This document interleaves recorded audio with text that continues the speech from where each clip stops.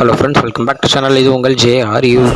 காத்து காத்து என்ன காத்து சூற காத்து காத்து.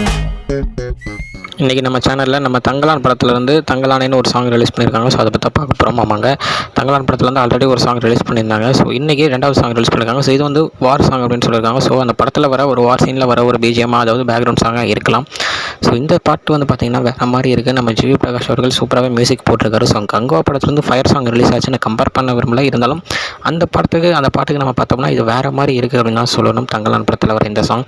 ஸோ ஜிவி திருப்பி அவருடைய மாசை காமிச்சிருக்காரு இந்த பாட்டு மூலிமா. ஸோ பாட்டை கேட்காதவங்க உடனே போய் கேளுங்க. பாட்டு செம்மையாக இருக்குங்க. ஏன்னா அதில் வர அந்த ஒரு லைன்ஸாக இருக்கட்டும், அந்த நடுவில் வர ரேப்பாக இருக்கட்டும். ஏன்னா அந்த காலத்தில் நடக்கிற ஒரு கதைக்கு ரேப் எப்படி செட் ஆகும் நீங்கள் நினைக்கலாம்.